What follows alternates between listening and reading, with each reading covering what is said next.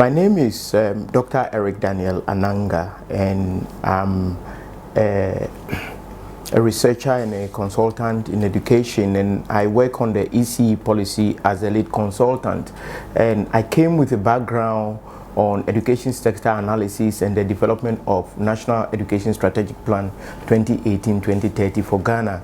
And as we work on that policy, I came across a lot of issues, especially with regards to early childhood education, and there were certain gaps that I identified.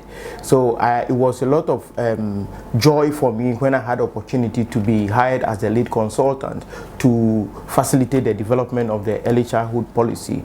In particular, what I found very interesting is how the team came together, and we have a technical working group that draw on individuals from various department agencies and the ministry that work as a team and feedback to the ministry and back to stakeholders and into the team again, revise, and in the process we captured key areas that the policy was focused on.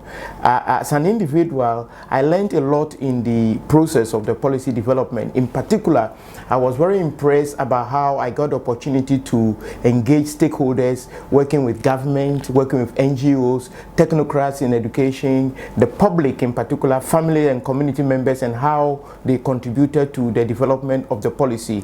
I also benefited heavily, and the team members, from the online course, the MOOCs course that we took on how to develop policy and the stages we went through, which really helped and facilitated the development of the process of the policy.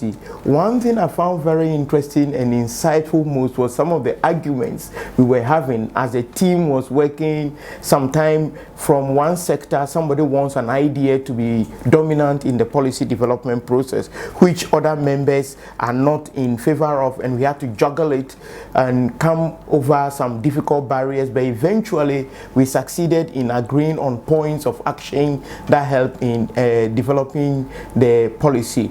Another thing that I found very much worthwhile mentioning is the support we got not only from the government of Ghana, but also from UNICEF headquarters on developing details of the policy, and in particular the costed implementation plan. And working on the costed plan, which was a bit challenging, we had to go back to the policy and pick details of activities, strategies, and indicators, and fashion out how daily, weekly, yearly, and for the 5 years, how every activity will be costed. And if in the end, we came out with a very comprehensive policy framework for implementation of the ECE policy. If you look at the entire process of the policy development and what we came up with, one of the things I would mention as very important is that in the policy development process and engagement of stakeholders, we built in a kind of ownership. So all the agencies and departments and groups that participated in the policy development process kind of owned the policy. And in particular, we identify areas that are of concern in early childhood subsector. First is the planning and management, followed by KG curriculum. Next, we talk about teachers and family and community, and the final point is monitoring and evaluation of everything. Now, the first point, which is planning and management, kind of coordinates and facilitates the implementation of the other areas, other 3 areas. And then the monitoring and evaluation connects with generating evidence to help and manage effective implementation of the ECE policy. One of the critical things I found surrounding all this policy development and the opportunity working on the policy is that the future of our country, Africa, and the world after the next 20 years is what we have in our classrooms, and that is what we have in our children at the KG level. It is in the heart, the hand, and in the minds of these children. And having the opportunity to work on this policy is a huge contribution to shaping the future.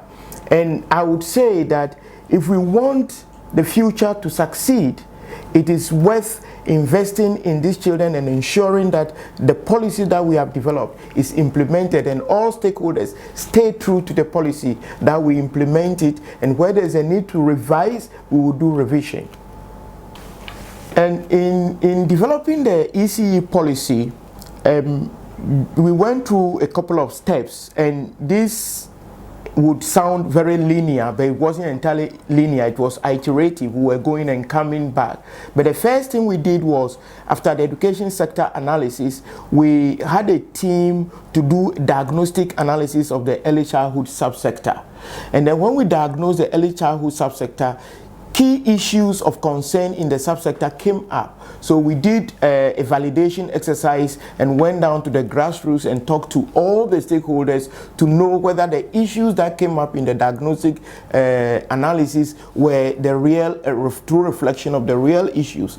And then following from there, the technical group, working group, came together and now started working with the ministry and other departments to come out with the goals, the objectives, and the strategies. And then we got support from the external group, UNICEF headquarters, to sometimes fine-tune some of the goals, the rationales, and the strategies. And then following from drafting that outline, the group present to stakeholders. Then stakeholders make input, and then the group comes back to base, sit at the table, put in the input from all the stakeholders, and go back and present to stakeholders again.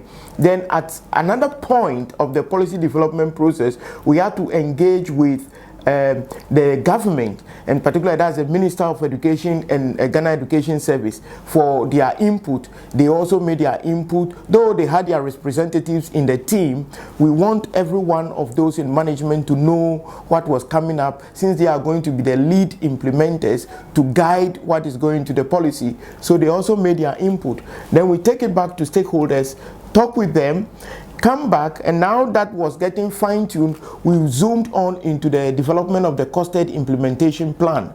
And then in developing the costed implementation plan, we found that certain activities and strategies in the policy had to be revised to reflect the realities that will come on the ground. You know, the issue of costing and implementing costs, you have to be very specific on issues. So we fine-tuned that. Then we developed the costed implementation plan.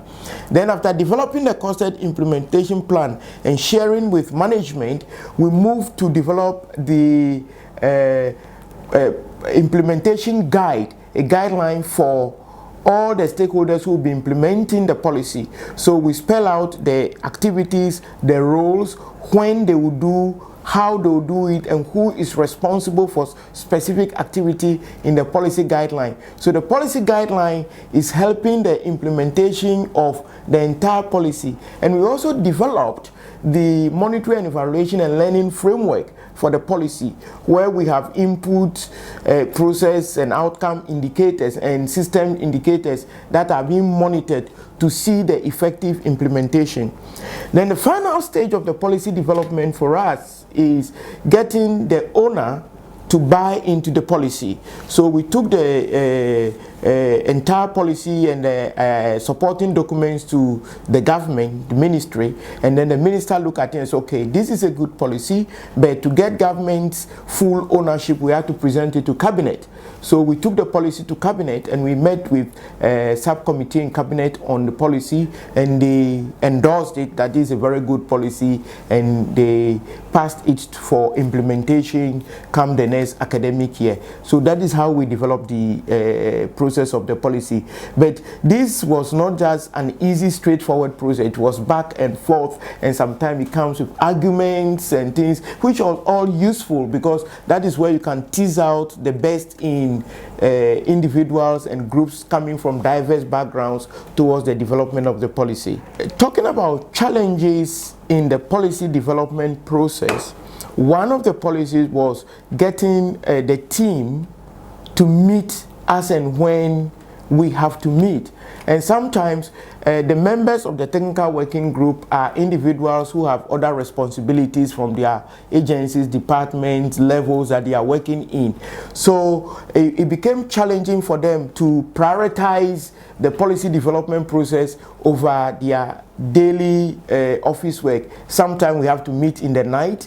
Sometimes we have to work late and do online meetings. We have several meetings, and looking at the connected nature of the 5 action areas identified in the policy development, though we have individuals working on specific areas, there is the need to ensure that there is synergy and connection between and among all the areas. So if one member doesn't show up for a meeting and that member happens to be leading a particular action area, it becomes very challenging to get that. And sometimes also some of the members coming from their background want certain things from their background to become prominent in the policy, which maybe from their department where they are the constituency they are representing, that is important. But we had to juggle and make sure every aspect of the issue is giving the needed attention. So sometimes toning down some of the things and giving prominence to some of the areas was really difficult. Getting the group to agree. Difficult, we close or we go for break, go take coffee, think of an issue, discuss informally, and come back to the table to speak. Another major challenge that came in the policy development process was with stakeholders. Now, you have a section of stakeholders coming from an angle that is not entirely in line with what is expected in the policy. So you have to find a way to get what they are trying to communicate into the policy and let it fit into the way the policy should be implemented. And I can give an example where a section of family and community expect their children to be learning in a certain way in school, and another section of family and community expect their children to be learning in a certain way. And you need to develop a policy that teachers and government will implement to meet these diverse and different expectations. It was quite challenging, but through engagement and seeking input from the groups and the stakeholders, we're able to surmount that challenge by agreeing on the middle way that would satisfy both areas. And the beauty of the whole thing is that after 5 years of implementation, there's opportunity to review. So we will learn along the line and then revise the policy. On behalf of the team that developed the policy, I would want to say first, very thank you to the team that developed the policy, because they really sacrificed a lot to work tirelessly throughout the process. We are grateful to the government of Ghana for looking at this issue and seeing it as a very important area to support. We are very grateful to UNICEF Ghana and the UNICEF headquarters for the support that they've given to the government in supporting the whole entire process going through and developing the policy through to this end. We are also grateful, I will say on behalf of the team, to all our stakeholders who, anytime we call them and want to engage them at the national level, they were there to participate and give their input and contribution.